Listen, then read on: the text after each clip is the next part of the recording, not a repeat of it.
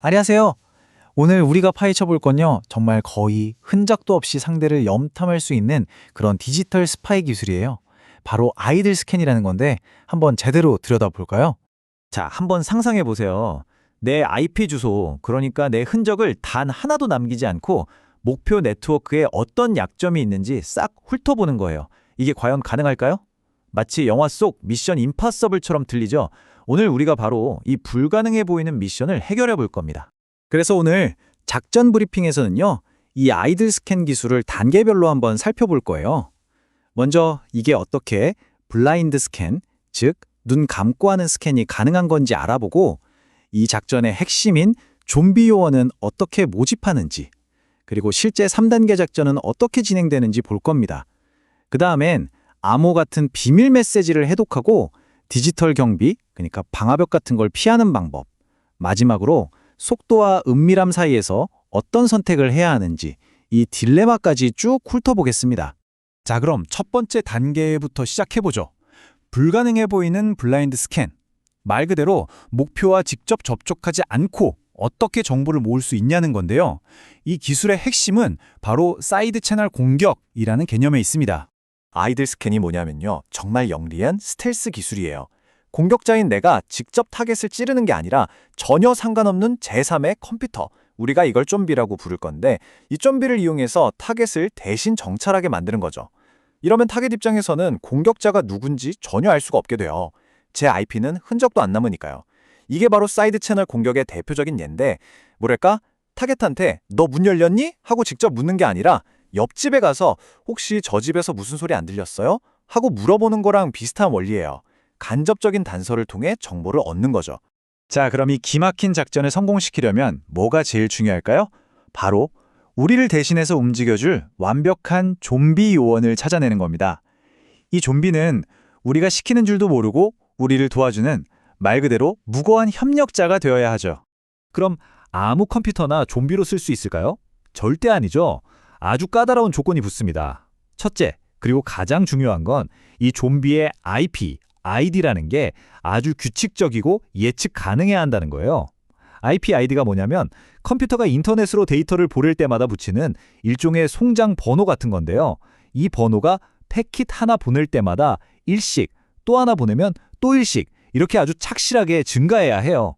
왜냐하면 우리는 이 번호의 미세한 변화를 읽어서 암호를 풀어야 하거든요. 그리고 당연히 이 컴퓨터는 거의 사용되지 않는, 즉 유유 상태여야겠죠. 다른 트래픽이 많으면 우리가 보려는 신호가 잡음에 묻혀버리니까요. 자, 이제 좀비도 구했겠다. 본격적으로 작전에 들어가 볼까요? 이 아이들 스캔은 아주 정밀한 3단계로 이루어집니다.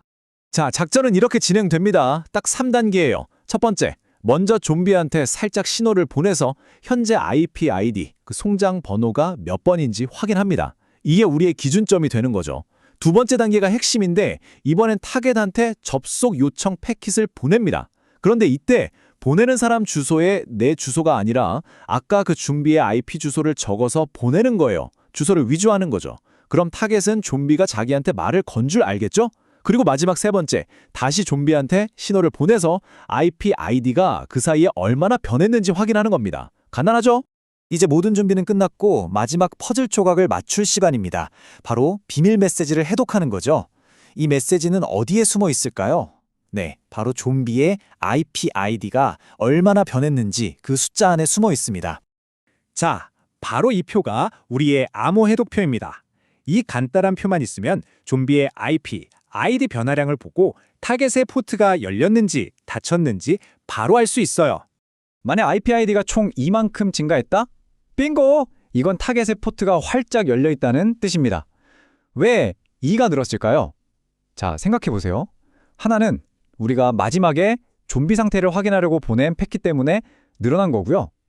그럼 나머지 하나는 바로 우리가 보낸 위조 패킷을 받은 타겟이 문이 열려있으니까 네, 누구세요? 하고 좀비한테 응답을 보낸 거예요. 그럼 좀비는 뜬금없는 응답을 받았으니 난 너한테 말 건 적 없는데 하고 다시 반응을 하겠죠? 이 과정에서 패킷을 한 번 더 보냈기 때문에 IP 아이디가 추가로 1이 더 늘어서 총 2가 증가하게 되는 겁니다. 그럼 반대로 IP 아이디가 딱 1만 증가했다면 어떨까요? 그건 포트가 닫혀 있다는 신호입니다. 왜 1만 늘었을까요? 우리가 보낸 위조 패킷을 타겟이 받았는데 문이 닫혀 있으니까 들어오지 마세요 하고 응답을 보냈어요. 근데 그 응답을 받은 좀비는 자기가 보낸 요청이 아니니까 그냥 무시해버립니다. 아무런 추가 행동을 안 하는 거죠. 그러니까 좀비의 IP 아이디는 전혀 드러나지 않고 오직 우리가 마지막에 상태 확인차 보낸 패킷 때문에 1만 증가하게 되는 겁니다. 정말 기가 막히죠? 자, 지금까지 아이들 스캔의 기본 원리를 알아봤는데요. 근데 요즘 세상이 어떤 세상입니까? 방화벽이나 침입 탐지 시스템 같은 디지털 경비들이 눈을 부릅뜨고 있단 말이죠. 그럼 이런 감시망을 피하는 더 고차원적인 기술은 없을까요? 당연히 있습니다. 대표적인 게 바로 이 단편화 기술입니다. 패킷을 아주 잘게 쪼개서 보내는 건데요. 단순 단편화는 그냥 기본적인 필터를 속이는 수준이지만 중첩 단편화는 정말 예술의 경지예요. 이건 뭐냐면 보안 장비랑 실제 타겟 컴퓨터가 이 쪼개진 패킷 조각들을 다시 합치는 방식이 미묘하게 다르다는 점을 노리는 거예요. 그래서 공각자는 이 조각들을 아주 교묘하게 만들어서 보내죠. 그럼 경비 시스템이 이걸 맞춰보면 문제없네? 통과 하고 보내줘요. 하지만 이걸 받은 타겟 컴퓨터가 자기 방식대로 다시 맞춰보면 짜잔! 숨겨져 있던 공격 코드가 완성되는 겁니다.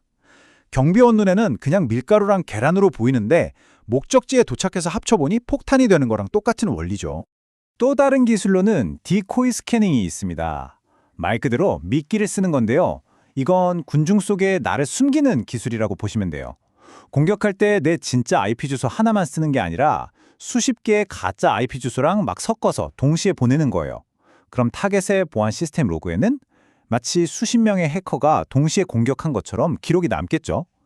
이 수많은 가짜 공격자들 속에서 진짜 범인인 나를 찾아내는 건 뭐 거의 불가능에 가깝습니다. 자, 이제 마지막으로 모든 스파이가 직면하는 근본적인 고민에 대해 이야기해볼까 합니다. 바로 속도와 은밀함 사이의 딜레마죠. 빨리 움직일 것인가? 아니면 들키지 않게 조용히 움직일 것인가? 이건 정말 중요한 전략적 선택입니다. 보통 N맵 같은 스캐닝 툴을 보면 이 속도를 조절하는 옵션이 있는데요. 양극단을 한번 보시죠. 왼쪽은 T0, 이름부터가 편집광 모드예요. 패킷 하나 보내고 한참 기다렸다가 또 하나 보내고 정말 극도로 느리게 움직여서 탐지 시스템의 감시망에 걸리지 않으려는 거죠. 아주 조심스러운 접근법이요. 반면에 오른쪽은 T5, 미친 모드입니다. 이건 그냥 들키든 말든 상관없어 최대한 빨리 하는 거예요. 당연히 엄청나게 시끄럽고 로그의 흔적을 다 남기기 때문에 거의 무조건 탐지된다고 봐야죠. 결국 전략적인 선택은 명확해집니다. 내 마음대로 속도를 정하는 게 아니라 상대방, 즉 타겟의 방어 수준에 맞춰서 내 움직임의 속도를 조절해야 한다는 거죠. 철통 보안으로 지켜지고 있는 곳에 대고 미친 속도로 달려들었다간 작전은 시작도 하기 전에 끝나버릴 겁니다. 자, 오늘 이렇게 아이들 스캔에 대해 깊이 알아봤는데요. 마지막으로 이런 질문을 던져보고 싶습니다.